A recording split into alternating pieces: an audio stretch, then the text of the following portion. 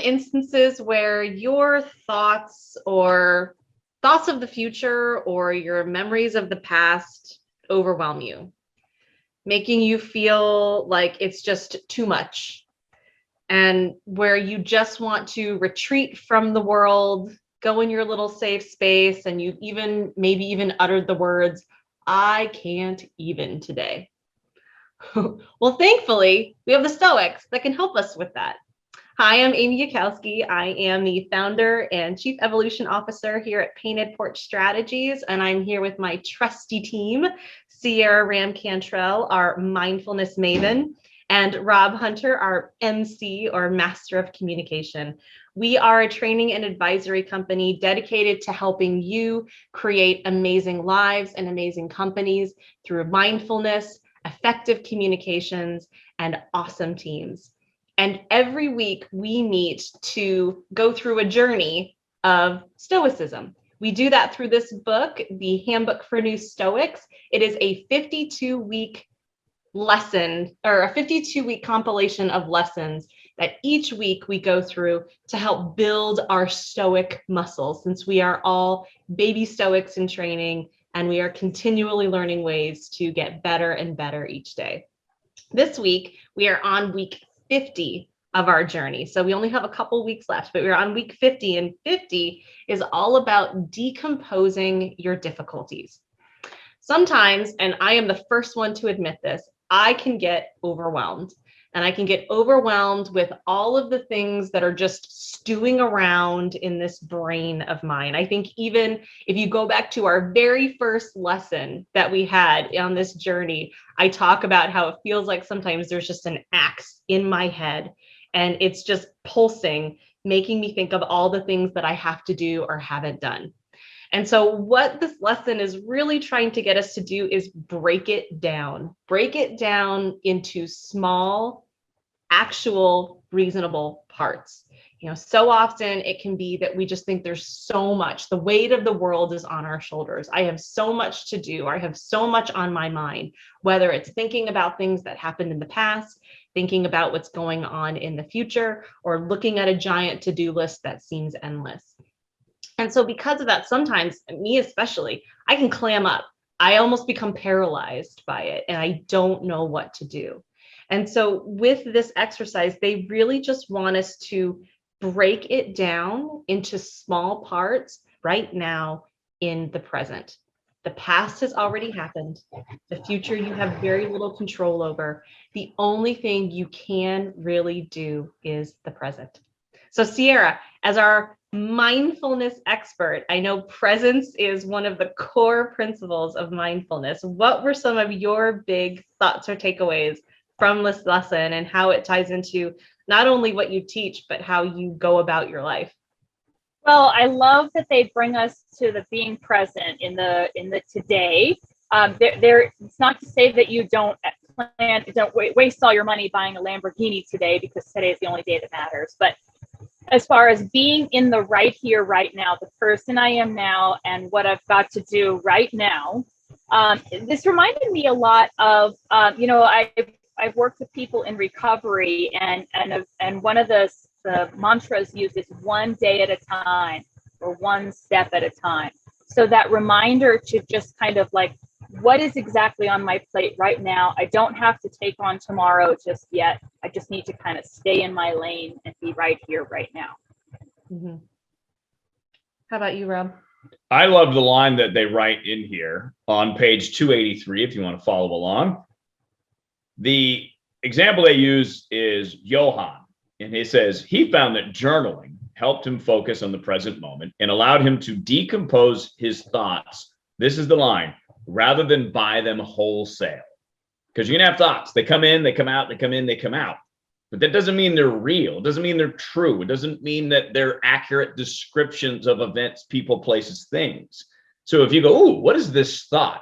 And if it's sticking around, decompose it. It's really using language to get down to a distillation process where you distill out all the extra crap, all the emotions. You go, what actually is this? I find that it's giving yourself space. And I think that's the biggest lesson that ties all 50 weeks together so far. The Stoics were big believers in giving yourself space to not just react, be in control. Don't be a reactor, be a controller. Mm-hmm. Well, and to that point, when you think about space, space is not necessarily saying, I need time. I have to walk away. I have to hide out, right? I have to figure this out. That's not what they mean by space. They mean pause. Ultimately, the biggest lesson that we're taught, one of the core principles of Stoicism, is the dichotomy of control. And that, you know what, these things, these thoughts, these judgments, everything, these emotions, they are going to just automatically happen. They're just your brain. It's the way your brain works. It's the way your life has been lived up until this point. It's natural. It's part of our nature. We're always looking for signs of risk or, flight, whatever we need to do. We're always keyed into that. But it's really creating that pause before you react that is going to help you be more in control of your beliefs, your behavior, and your outcomes. I do like in here, they have the actual quote. Every lesson has a quote. And this one is from our boy, Marcus Aurelius, one of the top dogs in Stoicism. Thankfully, he journaled a lot because he had a lot on his shoulders. He was the emperor of Rome. It wasn't exactly always, sunshine and rainbows in Rome every day. He had stuff he had to deal with and people that he had to be accountable to and account for. So he had a lot going on. And to help him just reset, take that pause and say, okay, hold on a minute. I got to think through this for a minute. He used journaling. And in one of his journals, his premier journal, Meditations, which is the big book that thankfully we still have available today, he says, do not let the impression of life as a whole confound you. Again, sometimes we can feel that the weight of the world is on our shoulders. We can feel like we have so much to do or so much going on in our mind, all the things that we ruminate on. I'm the worst with it often, but we have so much that we think about that it can confound us. It can almost paralyze us. And he says, what is there here that is too hard to bear or endure? So again, decompose it, break it down. If you can't even today, why? What is it that you can't even about? And can you really actually deal with it or not? Along with that, often we can feel like we're the only ones who are having this difficulty or this problem that has to be solved. But that's very rarely true. So often we can look back both to our own lives as well as what others have done for a little bit of inspiration and encouragement to say, you know what, I actually can bear this. I can endure this because I've done it before and I can do it again. Or, you know what, even if I'm dealing with something, whether it's a physical problem malady or something more emotional, I can look to see have other people dealt with this the same. And often the answer is yes. So it doesn't have to feel that it's this massive summit. It's not Everest that you have to climb. It's you can lean on what other people have done for inspiration to help you get through what you need to get through. Don't Google it though, because you'll get overwhelmed because everyone shares their thoughts. Yeah. But it is a good example. It's just that's one of the challenges, I think, is that I have a problem. I can type it into Google. You can find answers, but you can find all the answers. Mm-hmm. And maybe you don't need all the answers, but there is that resilience to being a human being, that even though we live in the best time ever, the most convenient time ever, just the fact that you're here now shows some resiliency. You've been embarrassed before, you've failed before, you've stubbed your toe before, you showed up, you kept going. That's what Marcus Aurelius is really getting down to. And then if you break down the problem, you say, okay, what is the problem? Okay, it's in 3 parts. Here's part 1, here's part 2, here's part 3. Okay, I'm going to deal with part 1 first, rather than having to deal with all 3 parts at the same time, or 5 parts, however big the problem is. Or not even the problem or the goal. Sometimes we have these big goals that we want to achieve and we're like, I am going to lose 20 pounds, right? Let's just throw that one out there. So you say, I'm going to lose 20 pounds, but losing 20 pounds is that's a big effort. And so sometimes in the desire to lose the 20 pounds, you get overwhelmed with how to do it. And then you end up doing nothing. Or you get overwhelmed because you try to take it all on at once. You try to go to the gym every single day, meal prep, cook every day, whatever, eat, make sure you set a timer so you drink enough water every day. It's like it becomes too much, and then you become overwhelmed. And they really say decompose it down to its smallest parts and then start with part 1. Don't worry about parts 10 through 100. So we actually talked about this in one of our beta groups with some of our testers. And we were talking about this naturally just with things that were coming up in some of our teammates' lives. And actually, Wayne Ram, who happens to be my dad, he uses a phrase that I actually really love. He says, because he came from like the engineering world, and he says they use a term called uncoupling or decoupling. And so it's basically like think of like a train, because train cars are coupled together, is take those train cars apart, decouple those trains, and look at each train car separately, or look at each piece of the puzzle separately. So like you're talking about with losing weight, okay, we've got to untangle all this. Okay, is there an emotional piece? Is there a food piece? Is there a movement piece? Is there a sweets and snacking piece? So when you separate these out and you look at each train car individually, it's a lot easier than looking at the whole long train. Mm-hmm. And it makes it appear, by doing that, it becomes less difficult, but also more able to bear, right? It's a small little bit that you can take on. And I think you talk about this a lot, Sierra, in your program, Radical Mindfulness, that it's those small things, it's those incremental changes that ultimately are going to lead to some big, big changes in your life. But what happens is we tend to think of the big first. And sometimes they even talk about it here.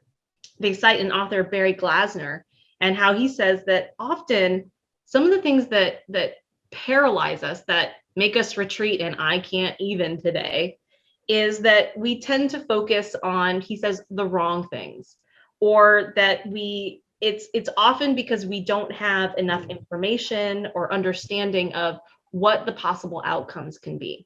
One of the things we talked about very early on, which is another good core Stoic principle, is what's called premeditatio malorum. It's one of my favorites because it just rolls off the tongue. But what that basically means is taking essentially like a worst case scenario exercise. But the problem is that what so often happens with all of us is that we do that worst case scenario and then we just stay in that worst case scenario. That's what we focus on. We don't actually use that premeditatio malorum for progress or planning. We just use it to stew and stew and stew and stew. And when we think of the worst thing that can happen, that worst thing becomes the only thing that we focus on. And then progress doesn't happen. And he even says we waste a lot of emotional energy and often money to stave off outcomes that probably are not going to happen. They're the worst case. They're not the most probable case. They're the worst case, but that's what we tend to focus our energy on. So really breaking it down into those small chunks and breaking it down into the thing that you can do right now in the present, or the thing that you need to do right now in the present, or focus on, whether it's emotionally or a physical action of some sort. Any other thoughts? I've been talking a lot, Rob. No? You've summed it up pretty nicely. There's a quote in here from Marcus from Meditations. A man, remember, lives only in the present. Right? Or also, if I'm going to have a musical theater moment, there was a musical adaptation of Alice in Wonderland that came out when Amy and I were kids. And there's a song that the White Queen sings, and she says, jam tomorrow, jam yesterday, but never ever jam today. She's saying you can have jam yesterday, you can have jam tomorrow, you can never have jam today. And Alice says, well, if today never comes, then when do I get the jam? And she says, tomorrow or yesterday. It's a riddle, right? But it's a reminder, like, you only have today. Forget about yesterday and tomorrow. You can't do much about it, especially when it just makes you spiral, as you said, into that what could possibly go wrong. Yes, plan for that, but be constructive with it. Look at it in a sense of this is information. One of my old yoga teachers, Dave Oliver, said, pain is information. Obstacles is information, but don't get stuck in the pain. Don't get stuck in the obstacle because you're not going to move forward that way. Right. Don't just keep consuming obstacles. Actually take some constructive action to it. And, again, and lean on the fact that even things that seem extremely difficult to overcome, that someone has, and often that someone is you, has overcome them or figured it out in the past. It makes me think Marie Forleo, she's a personal development coach. She says everything is figure outable. And I think that that's so key here. It's just stopping instead of getting overwhelmed by it, just stopping and really focusing on how can I figure this out? Has someone else dealt with this before? If so, how? Lean on them. Use their experience. Tap into your own experience to help you move forward through things that sometimes can feel impossible. That's why it's important to find like a mentor, not 9. But that's important because it's so easy to find 9 mentors now, or 90, because there's so many people, so many ideas, everybody's putting things out in the world. That's even an idea of Stoicism, is to break it down into someone you trust and really go in depth in what they can bring you, rather than focusing some attention here, and maybe not having the answers. In fact, that's one of the things that I wrote in the lesson this week is my overwhelm. I have a tendency to race from one thing to the next. So I'm always anticipating, and I can feel it in my body because I've been doing it for so long. So I'm trying to retrain my body to slow down and be in the now. But it's this battle, right, of working against, 43 years of programming to try to slow it down. So I know I have to stay engaged. I have to stay in the fight. And this is what really personal development and Stoicism is. It's the constant work. And it's not as overwhelming as it may seem if you're new and you're just watching this and you're like, oh my goodness, what do I do? What's the first step? Just take a step, because you find that if you take the steps and you keep taking the steps, they become easier. Those first ones are tougher. In fact, we got some Chinese food yesterday as we record this, and the fortune says the beginning is always the hardest. Don't give up. And that's the same thing with Stoicism. It is going to challenge you, but the outcome, breaking through that wall, is so important. And then going back to the breakdown, right? The decoupling, that helps you get there faster. Mm-hmm. And that's where, whether you follow along with us, which we'd love for you to do, to subscribe to this playlist or our channel and follow along with us, or just go back, get a copy of this book and start with lesson 1. The beauty about this is it's a small book, but it's not meant to be consumed all in one sitting. In fact, they very intentionally break it out into 52 lessons. It's not meant to be where you try to take on all of the actions and lessons and principles of Stoicism in one shot. They purposefully want you to take tiny, tiny steps here, because they realize that if you said, I want to learn about Stoicism, and then you buy 5, which is like what I usually do, buy like 5 books and then start to read all of them and then get overwhelmed and be like, I don't know what to do first. Instead, get something like this and just start with week 1 and then build on it. And even if you have to stay in week 1 for a month, stay in week 1 for a month. It's okay. The week is just a suggestion, if you will. If you need to stay in it longer, do that. Break it down into the smallest bits possible, so that way it doesn't seem as impossible as you otherwise might believe if you think about all of the things that need to be done, that have to be done. Focus on, what do I need to do right now in this very moment? Any other final thoughts? Sierra, leave us with some words of wisdom. Beyond jam. Jam was great. One step at a time. Mm-hmm.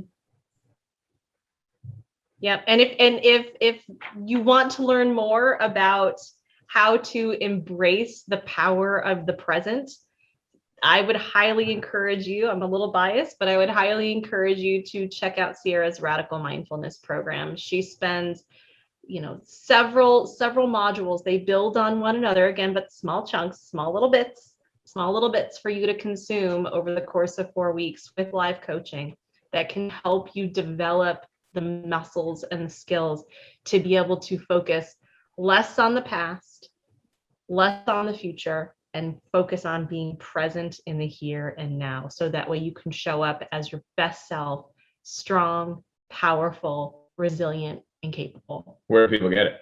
They can get it. There's a link right here in this video if you want to check it out. And so for all of us here at Painted Porch Strategies, for myself, for Sierra, for Rob, we thank you so much for joining us.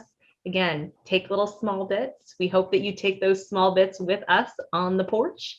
And we look forward to hopefully seeing you and sharing some of your feedback on these videos, and see you next time, where we go to week 51, which is pay attention to the right things. This is the second to last lesson in our 52-week journey. So I'm very much excited to see how they're molding us into the Stoics that we so much want to become, but know that it's only going to happen bit by bit, step by step, moment by moment. So until next time, thank you for joining us, and continue to be virtuous, be awesome, and be present.